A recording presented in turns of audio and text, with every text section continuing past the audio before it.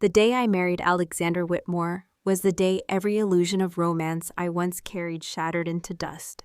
I had followed my family's arrangement, bowed to the suffocating weight of their expectations, and walked down the aisle in a glittering Manhattan ballroom that sparkled with chandeliers and champagne.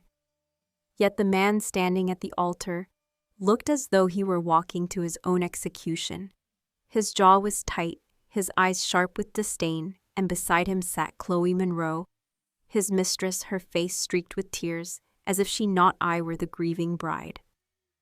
Their eyes clung to each other, tethered by some tragic, forbidden bond, and for one suspended moment, I was invisible, a ghost haunting my own wedding. When Alex leaned toward me and whispered through clenched teeth, his words carved themselves into my bones. "Victoria Hale, even if you marry me today, you will never touch me. Don't waste your time." His voice was ice, each syllable deliberate, designed to pierce me, his gaze so arrogant it made my stomach twist. Every instinct in me wanted to ball my hand into a fist and smash it against his perfect cheekbones. God, if he had the courage, why not refuse this marriage? Why not stand up to our families instead of standing here humiliating me in front of 1,000 guests? If he loved Chloe so much, he should have married her. But of course, men like Alexander Whitmore never take the honorable route. They let women bear the shame while they bask in their own cruelty. Inside, I cursed him, cursed myself, cursed the universe that chained me to this nightmare, but outwardly I forced a soft smile, let my eyes glisten with tears, and spoke with trembling sweetness. "Alex, don't worry, I'll never disturb you. Just knowing you're alive and well is enough for me." The lie tasted poisonous on my tongue, but he drank it like fine wine, his mouth twisting into a cold, satisfied smirk, convinced that my love was his birthright.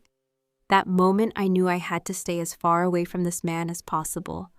Alexander was too proud, too vain, too intoxicated with himself, and every time he reached for his phone to call Chloe, every time he whispered to her, as though she were his true wife, I felt the chains tighten.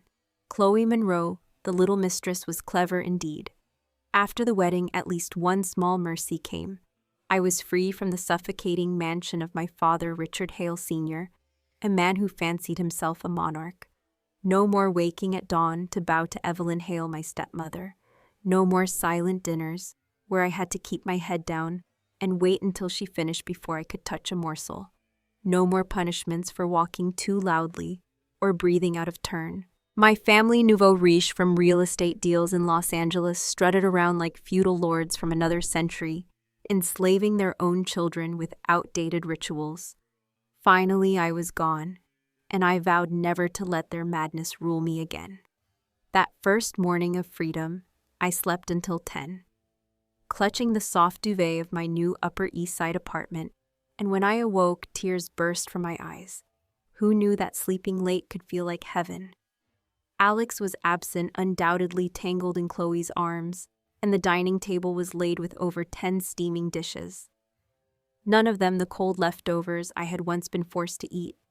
I sat down and devoured the feast like a starved child. Bite after bite, I swallowed joy until my stomach twisted painfully. Punishment for years of deprivation.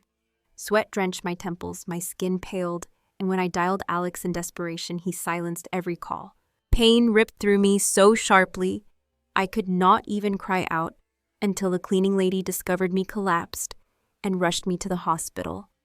The doctor explained gently that my stomach had gone into spasm after overeating weakened from years of malnutrition.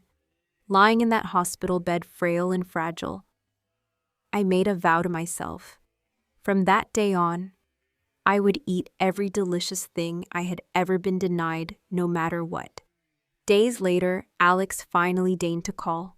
My chest fluttered with a trace of hope that he might ask about my health, but his voice was colder than the winter wind slicing through Fifth Avenue. "Victoria, why did you call me like you were begging for your life? Chloe was woken up because of you. Don't ever do that again." His mistress was apparently still asleep at noon, and I almost laughed at the absurdity, at the audacity of this man, who could not even pretend to care if I lived or died. Men like Alex Whitmore were never to be trusted. We were called childhood sweethearts, once neighbors in a cramped housing complex. Before fortune swept both our families into wealth, people whispered about childhood bonds destined for romance, but our reality was far from cinematic. We had not grown up skipping hand in hand through summers of innocence. Instead, we fought over scraps. Even a discarded plastic bottle from a trash bin once sparked a battle between us. When the old complex was demolished, compensation money flooded in. My father gambled his way in Las Vegas, turning $5 million into tens of millions, returning home swollen with cash and ego. Alex's family too soared in real estate, reinventing themselves as respectable businessmen, though their fortune was just as sudden, just as fragile. They said money changes men, and Alex's father proved it true, keeping mistresses as though they were collectibles 7 or 8 at a time. My father was worse drunk on power, insisting that I call him Your Majesty, and that my mother address him as Queen. He invented absurd rules forbidding his daughters from smiling too widely, ordering us to bow whenever he entered. At first, my mother endured, but eventually she fled, taking her share of millions and a younger lover. She left me behind with the self-proclaimed king. Within 3 days, he had paraded a new woman into our home, Evelyn Hale, my stepmother, who played along with his deranged fantasies, indulging in costumes and rituals, as though our home were a stage for their twisted theater. Growing up in that house stripped me of trust in the world. Every smile felt like a trap, every promise a lie. Perhaps that was why when Alex stood at the altar scorning me, I did not break. I had already lived through madness. He thought he had won, but I was already planning my escape. When I was a child, my family had not yet tasted wealth. We were ordinary, even struggling, and I still remember the day Alexander Whitmore and I nearly came to blows over a plastic bottle we both wanted to exchange for a few cents. That was the nature of our childhood, sharp edges clashing over scraps. Not the idyllic storybook friendship people later tried to imagine. Eventually, the old neighborhood where we lived was demolished. My family received $5 million in compensation money that might have offered stability, but my father, Richard Hale Sr., was never a man who knew restraint. He took the fortune straight to Las Vegas and returned months later with 10 times the amount, his pockets swollen with 30 or 40 million, and his ego inflated beyond recognition. The Whitmores soared too, plunging into real estate, and soon they were spoken of as rising stars in Los Angeles, men of status and reputation. People always say money changes a man, and Alexander's father proved it true by keeping mistresses like trophies 7 or 8 at a time, as if fidelity were a relic no longer worth preserving. My father, however, transformed in a far stranger way. Flush with cash and intoxicated by power, he began to crown himself as though he were some monarch. He forced me to call him Your Majesty, demanded my mother, Laura Hale, address him as your queen, and invented a household of deranged rules. Daughters could not sit at the table with him. Laughter was forbidden if it revealed too many teeth. Every step had to be delicate, and whenever he entered the room, I was required to bow low as if before a king. At first, my mother endured the madness, but eventually her spirit broke. She gathered a few million, filed for divorce, and left to chase happiness with a younger man who promised her freedom. She left me behind in the gilded cage. Within 3 days, my father had already installed a new wife in the house, Evelyn Hale, a woman who reveled in his fantasies. Together they played dress-up in royal costumes, staging their twisted pageantry every night, never tiring of the performance. And I, trapped in the audience of their lunacy, learned to distrust the world. The house that should have been home became a stage where power and humiliation intertwined, until I could no longer distinguish love from mockery. Recently, my father decided to expand into real estate, but unlike the Whitmores, he lacked connections. In his desperation, he struck a deal with Alexander's father. Their conclusion was as cold as it was pragmatic. A marriage alliance was the simplest solution. My freedom, my future was merely a transaction. To escape the grotesque palace of Richard Hale Sr., I agreed. After all, what resistance could I muster? Returning from the hospital one evening, I stared at my bank account balance, $3 million in savings. I made myself a silent promise. Once I reached $10 million, I would divorce Alexander Whitmore and disappear from New York entirely. I dreamed of a life free from perverse fathers and arrogant husbands, a life where I could breathe without chains tightening around my throat. The housekeeper brought me a bowl of plain porridge, and I savored every spoonful, still weak but determined. Just as I finished, the door opened and Alexander stumbled inside. He looked wretched. The circles under his eyes were black hollows, his gait unsteady, his skin pale as parchment. Chloe Monroe had been working him like a vampire, not draining his stomach, as I once had feared, but draining his strength in other ways. I almost wanted to thank her for keeping him so occupied that he left me alone. He collapsed onto the sofa, muttered incoherently, and the housekeeper hurried to bring him a bowl of chicken soup simmered with herbs. The stench of alcohol and perfume clung to him, and I instinctively stepped back. Nausea rising in my throat. I thought he would ignore me as usual, but instead his voice cut through the air, heavy with disdain. Victoria. The apartment in the C building is still vacant. Move there. Don't stay here. As for your father, you handle him yourself. The woman I want is Chloe. For a moment, I nearly laughed out loud. He had just handed me the perfect excuse to leave him. I wanted distance, and now he had given it to me wrapped in arrogance. Perhaps he thought he was hurting me, but in truth, he had just set me free. I lowered my head, forcing tears into my eyes, letting my face crumple in pitiful gratitude. Of course, Alex, I won't bother you and Chloe again. My voice trembled like a wounded lover, but inside I was biting back laughter so hard it nearly broke me. To him, my act was proof of devotion. His smug smile widened as though my suffering confirmed his irresistible charm. He drained his soup in one swallow, then tossed a bank card at me. Take it. There's $1 million on it. The code is on the back. I clutched the card, hiding the spark of triumph that lit inside me. With that, my savings had jumped to nearly $5 million, 2/5 of the way to my freedom, and all because my arrogant husband believed I would never leave him.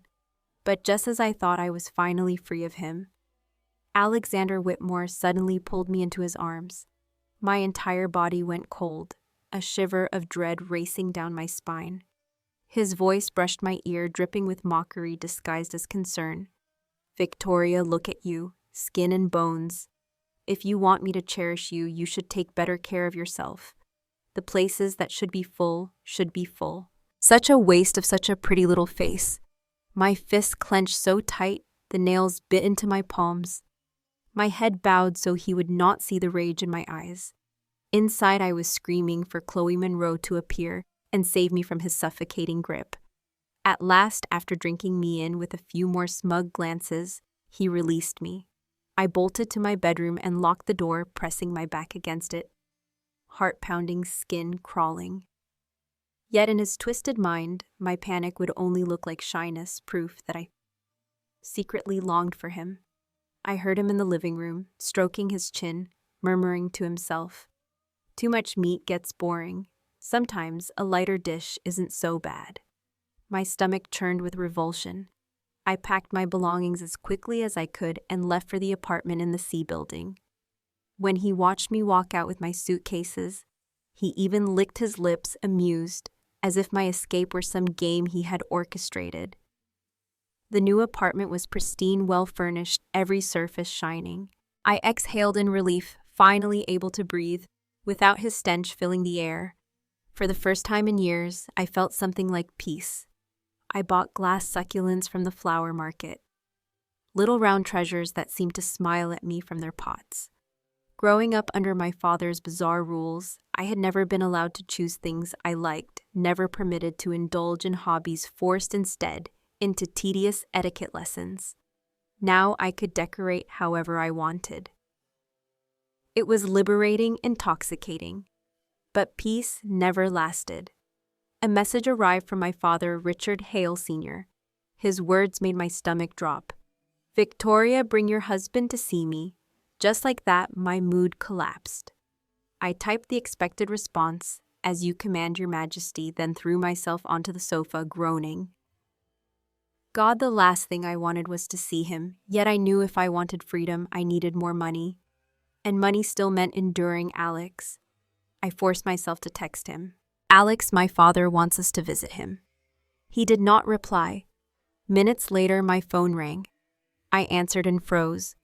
On the other end came his labored breaths, heavy and broken, punctuated by the soft moans of a woman. Horrified, I hung up at once, my heart racing with disgust.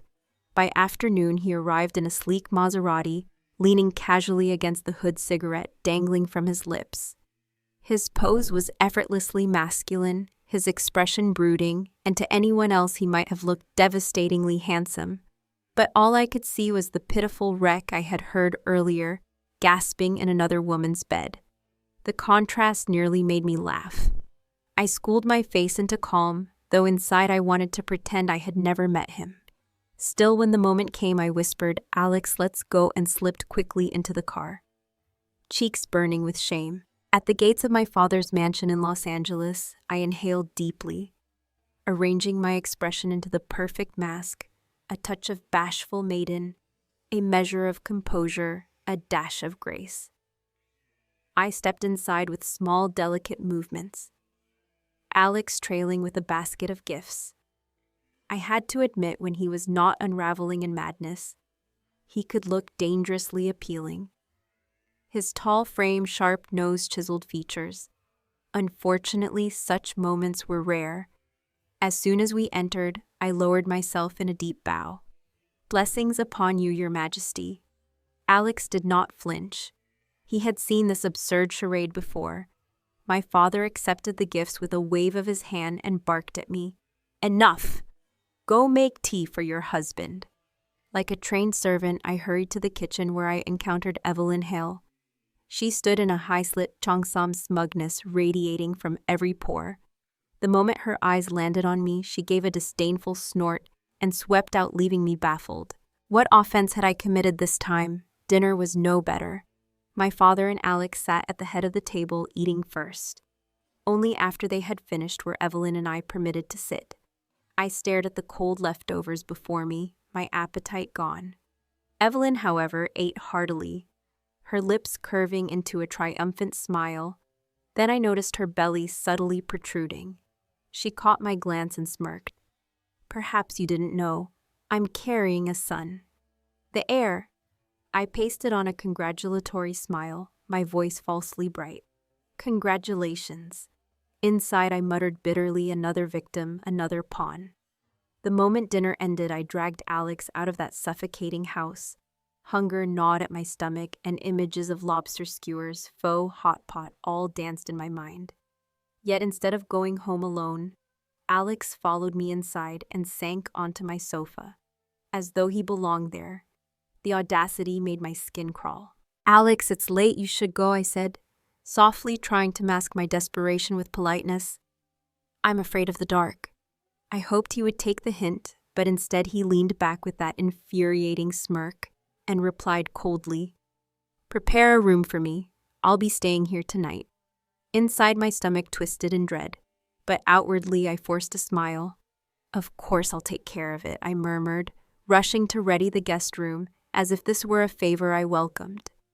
That night, I curled on the sofa watching a silly comedy, trying to distract myself. My stomach rumbled loudly, betraying me. Alex arched a brow, amused. "I thought you were used to skipping meals at your father's house."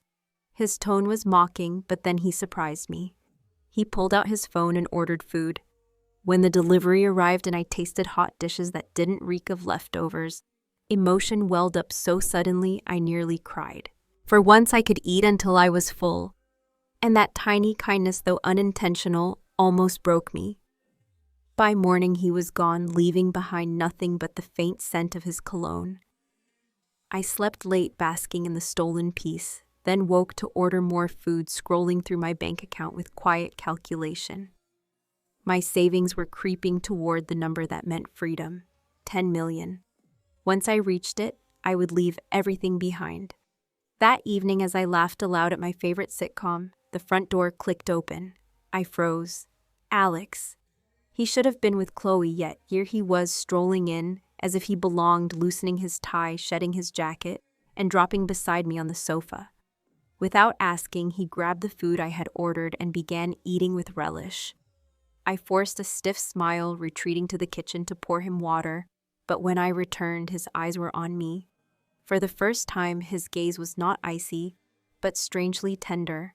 "Victoria, you're good," he said softly. "You didn't even get angry when Chloe hit you.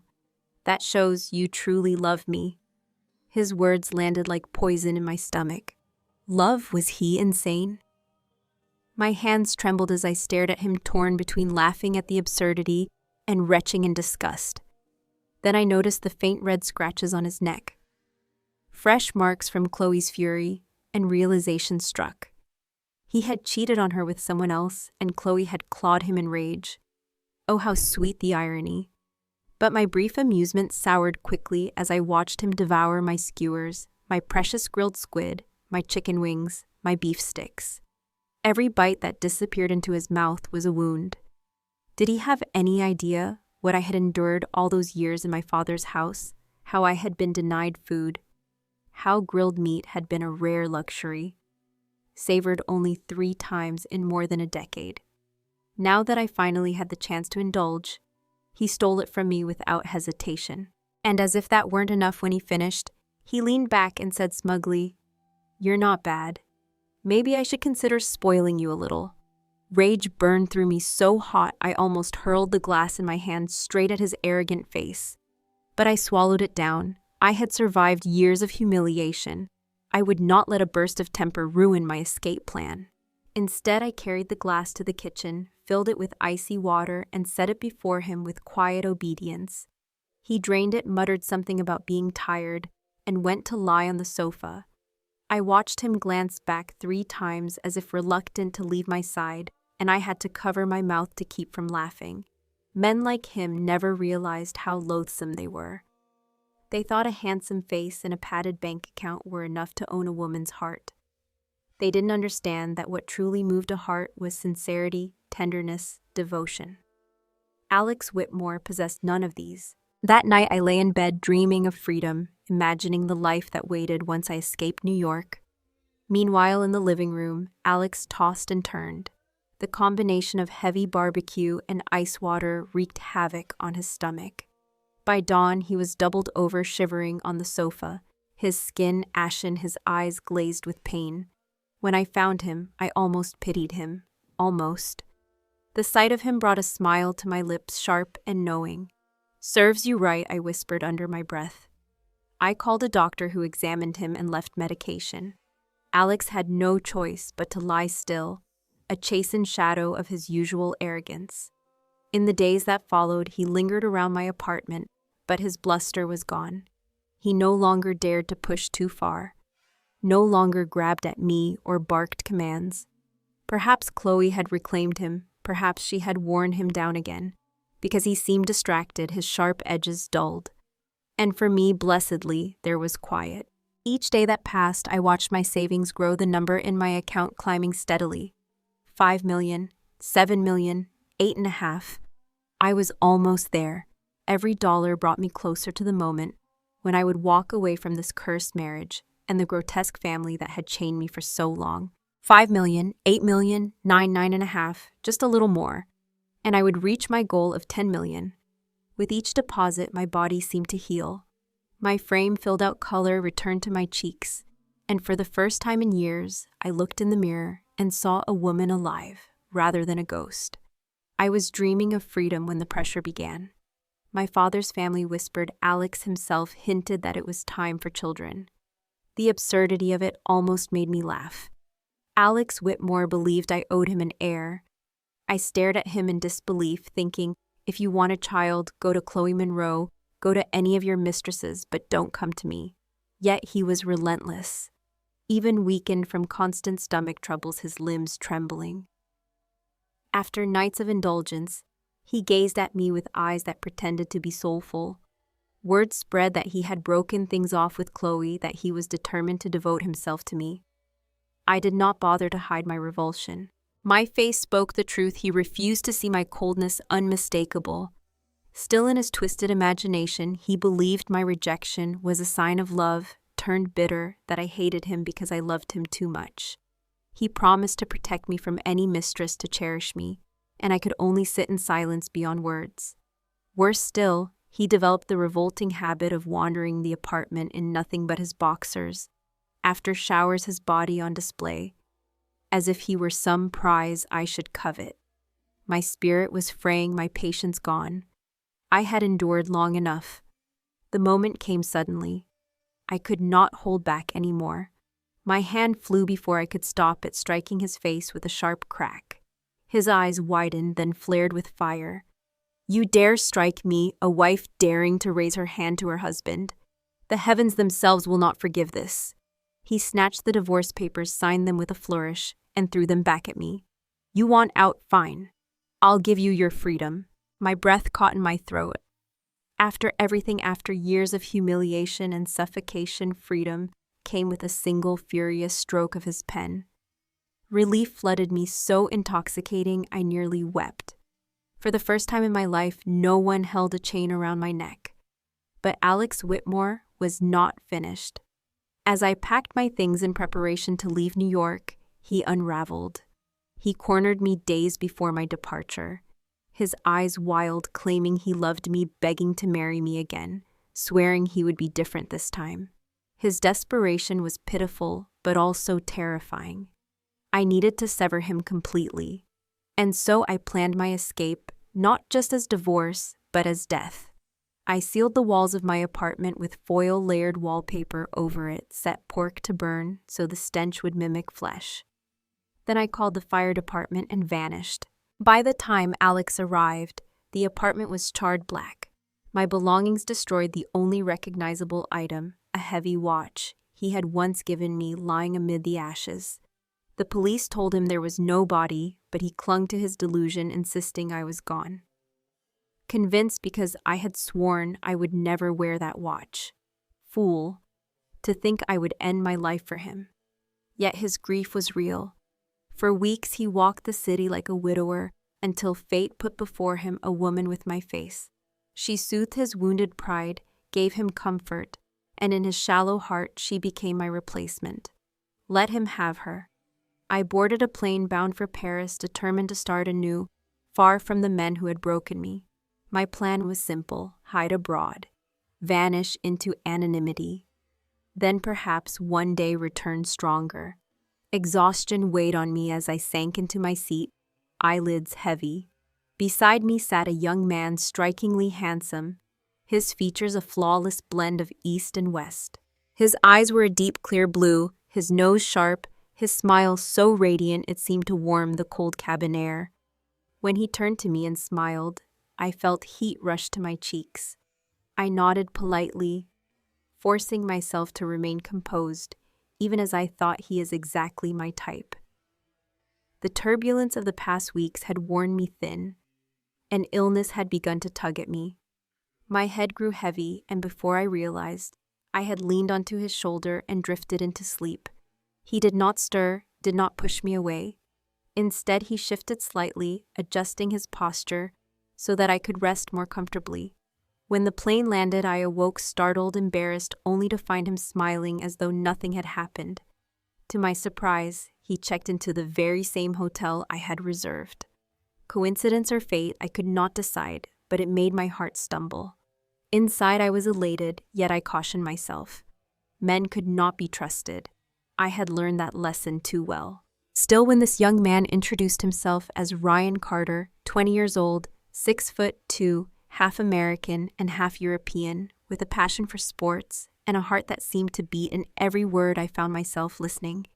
His energy was infectious, his openness disarming. As he spoke, he looked at me with a warmth so sincere, I felt my guard tremble. For years, Alex's eyes had burned with possession, with greed. Ryan's eyes carried something else entirely: innocence, devotion, the thrill of discovery. On the way to the hotel, we began to talk. He told me his mother was French, his father Chinese, and that his name was Ryan Carter. Just 20 years old, tall at 6'2", with an unstoppable passion for sports. He spoke with a boyish enthusiasm that felt disarming. Ryan was animated, his words flowing endlessly, and I thought if I let him keep going, he might even hand over his bank password without realizing it. Through it all, his eyes never strayed from me, soft with affection, so gentle that I found myself blushing beneath his gaze. His eyes were nothing like Alexander Whitmore's. Alex's eyes had always burned with greed, with hunger, with ownership. Ryan's eyes shone clear and honest, filled not with lust, but with admiration. We had only just met, and already his voice dropped into seriousness. "Victoria," he said, "I like you. From the first moment I saw you, I knew." My mouth fell open, speechless. So soon, we had known each other less than a day. I gave a polite but firm refusal, trying to mask my panic, but strangely, I felt no discomfort, no distaste. Instead, I found myself warmed by his sincerity. He insisted on carrying my suitcase, holding doors open, walking on the outside of the sidewalk to shield me from the street. Every small gesture was infused with a kindness that unsettled me. My heart trembled with each act of consideration, yet still I forced myself to maintain distance. After all I had suffered with Alex, I had trained myself to keep men at bay, terrified that another mistake would cost me dearly. But Ryan's earnest gaze eroded those walls, one glance at a time. I could feel it, my heart stirring against my will. I knew it was too soon. We had barely met. I needed time to understand who he really was. Still, memories of Alex haunted me, shadows, whispering that I could be dragged back into the same nightmare. Though I had escaped, my father's grotesque household fear still clung to me. Some nights I would wake heart racing, convinced chains were rattling outside my door. Even in freedom, trauma lingered. Most days I slept late, trying to rebuild my strength. One afternoon around 3, I stepped out of the hotel to get tea and nearly stopped in my tracks. Ryan stood waiting, a bouquet of roses in his hands, his eyes alight with unguarded admiration. "Good afternoon, beautiful Victoria," he said softly. "Will you share tea with me?" I hesitated only a moment before accepting the flowers. Their petals were soft, fragrant, their scent warm and alive, just like him. That afternoon he made me laugh. His humor was effortless, his wit gentle, and I felt as though I had known him for years. I let myself exhale, let myself enjoy his company. Soon we were riding bicycles through the countryside, wind in our hair, fields of wildflowers rushing by in waves of color. We laughed until tears streaked my cheeks, the air tasting of freedom. At other times we lay side by side on the sand, waves curling over the shore, the salt air washing away pieces of my past. Or we wandered through meadows green as emeralds, watching sheep graze lazily under the sun. He told me about the places he had traveled, the dreams he carried, the feelings he held for me, and in those hours he began to help me unlearn pain. His presence taught me to breathe again, to imagine a life without chains. 1 month passed like a dream. His companionship soothed my scars, coaxing me into hope. Love had struck like lightning at first sight, and passion deepened with each meeting. Perhaps it was time at last to be brave, to trust, to love again. When Ryan confessed once more, I listened. This time I said yes. We took a hot air balloon ride, floating high above the fields from one town to the next. Golden sunlight poured over us, the earth below stretched into a patchwork quilt of green and gold. And beside me stood the man who had reminded me what it meant to live. For a moment I felt utterly free. 20 years of pain seemed to dissolve into the sky, leaving only joy. Ryan wrapped an arm around my waist, and I let my body rest against his chest, hearing the steady beat of a heart that had chosen me without condition. "Victoria," he whispered, face flushed, eyes bright with anticipation. "May I kiss you?" His voice trembled between fear and longing. I smiled, rose on my toes, and pressed my lips to his before he could doubt himself. Beneath the blazing sun, with heaven as witness, our love began. My face remained calm, but inside my heart pounded like a wild animal desperate to leap free. Though my face remained calm, my heart pounded like a frantic squirrel darting from branch to branch. When night fell, Ryan and I stopped at a small, quiet town where gardens spilled blossoms in every direction. I sat on the bed, hands clutching the blanket, listening to the steady sound of water from the bathroom. Then I realized with a shock, the shower wall was glass, clear, merciless glass. My breath caught as I saw him inside, skin flushed pink from the heat, muscles taut and defined strength in every line of his body. I told myself to look away, yet my eyes betrayed me. Not looking felt like a loss. And then he lifted his hand and traced a heart onto the fogged glass, scrawling the words, "I love you." My chest tightened. My eyes burned, my throat thickened, though it wasn't tears, but something even more dangerous. Desire, emotion, my heart thundered in a wild, dizzy rhythm. Could Ryan truly be the man I could trust, lean on for a lifetime? Or was this only a fleeting dream I didn't know? But I felt myself trembling on the edge of a choice. Life, I realized, demanded risk. When sunlight spilled through the curtains the next morning, my body ached as though I had been remade. Ryan was already awake, smiling at me with boyish brightness. "Good morning, sweetheart," he said. His voice was a song. I laughed despite myself, pretending shyness, glaring playfully at him. In that moment, I thought perhaps I had found the one who might walk beside me forever. Still, the future remained a mystery no one could promise. We stayed in that flower-filled town for 2 more weeks, days of passion and madness that blurred into one another until my body could take no more. When we finally left, Ryan held me close, face pressed to my hair, looking like a golden retriever, too full of love to know what to do with it. We wandered through Europe together, each city a new page of our story. He clung to me with such devotion that even when I stepped out only to buy bread, he watched with mournful eyes until I returned. And though I bristled at his possessiveness, I couldn't deny I liked it. Couldn't deny that being wanted soothed something broken inside me. Ryan loved me deeply, fiercely, in a way I had never known. Eventually, I confessed I wanted to return to the States. He agreed without hesitation, and so we moved south to build a new life far from the shadows of New York and Paris. With over $8 million in my account, I told myself it was enough. Enough for peace, enough for comfort, enough for happiness. But life is rarely so kind. The sweetness of those early days soured into bickering over the smallest things. His socks on the floor, the way I folded towels, a glance that lingered too long.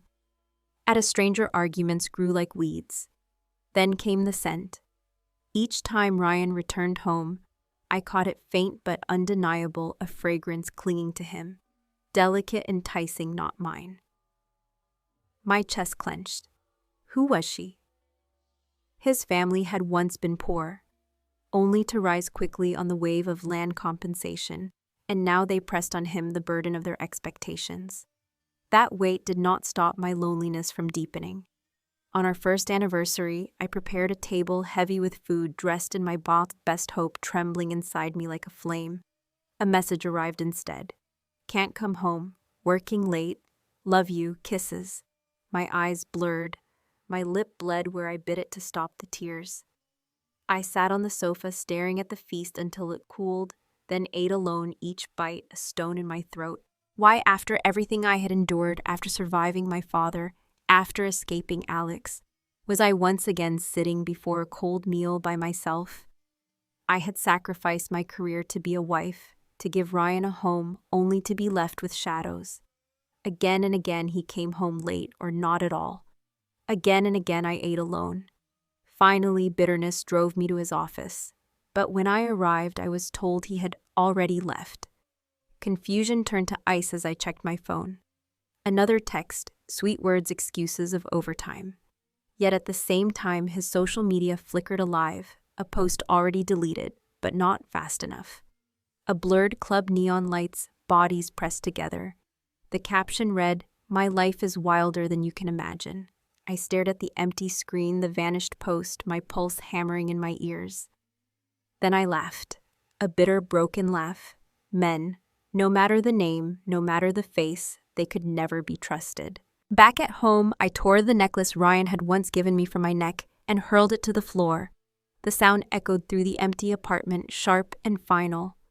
I stared at the untouched dinner spread across the table, every dish cold congealed, mocking me with its silence. Rage surged. I swept everything to the floor, plates, shattering food scattering like debris after an explosion. My chest heaved. I could no longer hold it in. I dialed Ryan's number, my hands trembling, my heart begging for some explanation. The phone rang twice before he declined the call. Declined. A hollow laugh ripped out of me. What a coward. I curled into myself on the sofa, arms wrapped tight as though I could keep from falling apart. Then the tears came raw, relentless, unstoppable.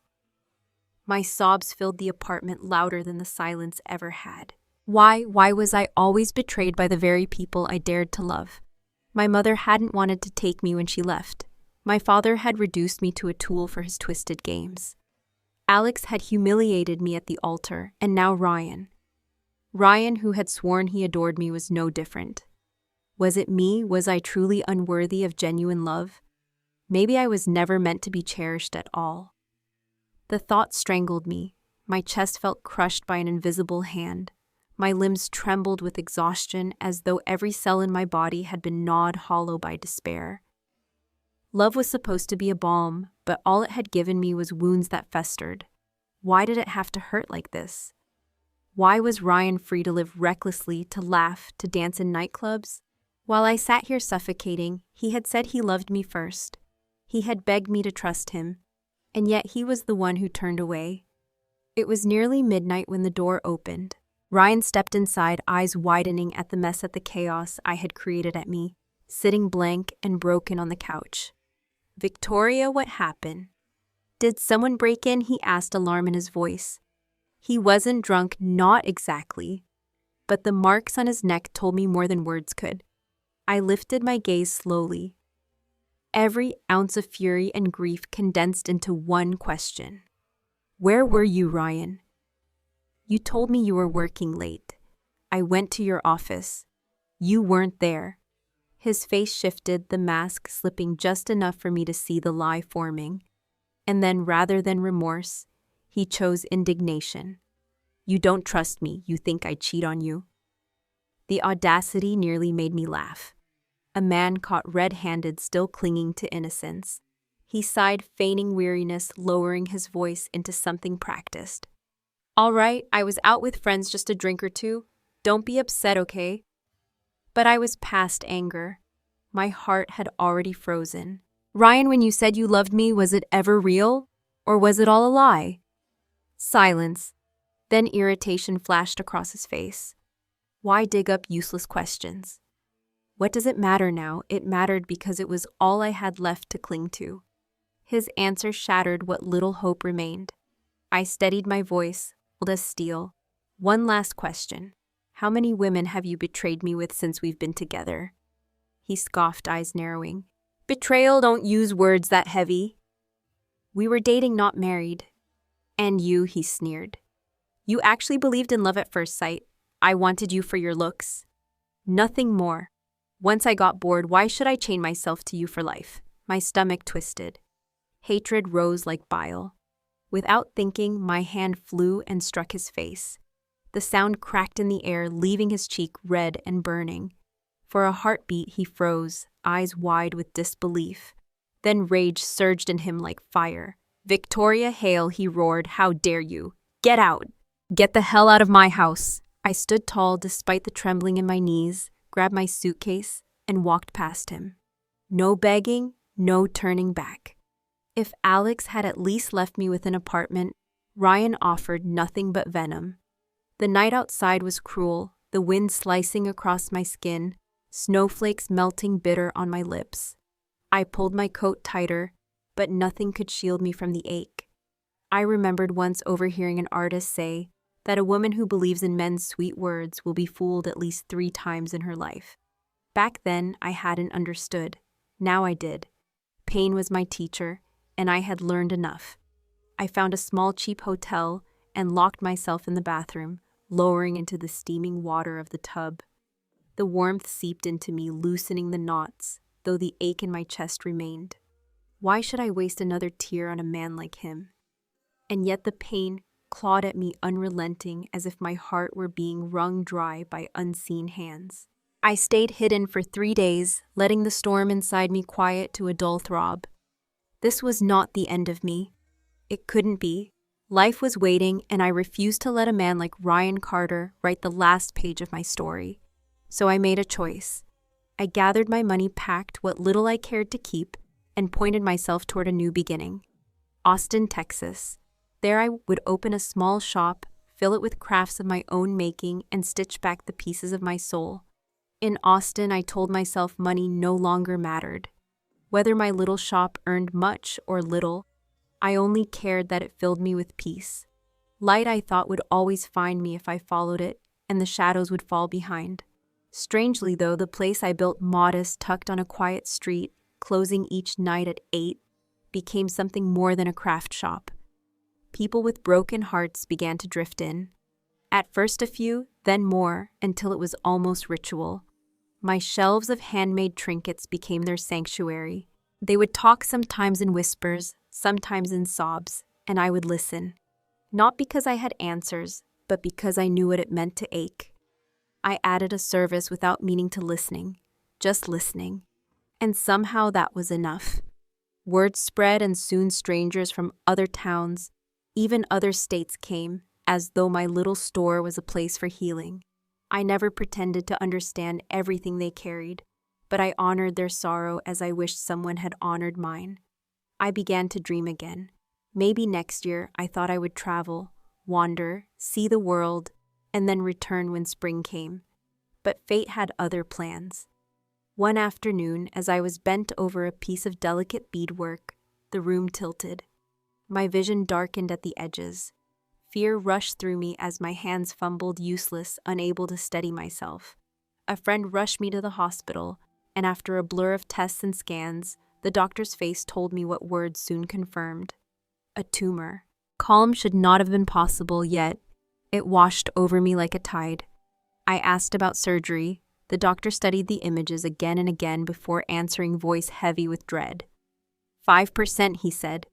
That was all the chance I had. If I refused, 6 months, maybe less. My breath caught. My throat tasted of iron. I asked if at least my eyesight could be restored. He shook his head, his shoulders sagging. The blindness pressing in on me was from the tumor crushing my optic nerve. Only surgery could change that. I smiled faintly, though my chest was breaking apart inside. I thanked him, left, and chose silence. No surgery, no desperate gamble. I returned to my little apartment above the shop, closed its doors for good, and hired a helper to see me through the days ahead. I wanted no more ties to Richard Hale Sr., the father who had forced me to call him king in his parody of nobility. I wanted nothing from Evelyn, the stepmother, who had once sneered as if my existence soiled her silks. My mother had long ago sold her bond with me for money. Family, I realized, had never been mine, and I was done chasing after it. Each afternoon, my helper wheeled me into the garden at the back of the house, where the Texas sun poured down like molten gold. Even in my darkness, I could feel its warmth. I planted sunflowers everywhere. Their strong stalks, their faces forever turned toward the light, became my prayer. When my body gave way, I wanted my ashes buried with a bag of seeds, so that even if my flesh disappeared, my spirit might rise again as something free, something bright, something untamed. And so it was. When I finally passed, that wish was honored. Beneath the soil, my remains mingled with seeds, and soon after, green shoots reached upward. Meanwhile, the men who had scarred me went on in their strange, pitiful ways. Alex abandoned his lovers and tried for once to become a serious businessman. Sometimes they said he thought of me, but memory is not the same as love. Ryan, ever restless, moved on to other women, charming and discarding them with the same careless hunger. My father, drunk on his imagined grandeur, celebrated the birth of a son, with Evelyn crowning him heir in his own deluded kingdom. But others remembered me differently. Those who had once poured their sorrows across the counter of my shop returned hand in hand, laying flowers at its shuttered door. Perhaps they had found the sincerity and love I had spent a lifetime longing for. Perhaps they had simply wanted to honor the woman who had listened when no one else would. None of it belonged to me anymore. I was gone. And yet in some strange dream, I heard a voice ask, calm and detached, "What do you wish to be in the next life?" I whispered back without hesitation. "A sunflower. Let me be myself, strong, unchained forever, turning toward the sun, never begging for love from those who do not know how to give it." The voice paused, then answered, "So be it." Light broke over me, dazzling white, and when it cleared, I felt soil cradling me, fresh air filling me, the sky vast above. I had no arms, no tears, no need. I had roots that clung and leaves that stretched. Rain fell and kissed me alive, wind bent me, but could not break me.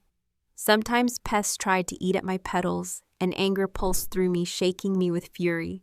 But there was always a spider nearby, patient and diligent, weaving its web, protecting me from what would harm. Day by day, I grew, never once turning from the sun. I followed it across the sky with a faith my human heart had never managed. And for the first time, I knew what it meant to be free, to be strong, to belong only to myself. Thanks for listening. Be sure to subscribe so you don't miss the next videos.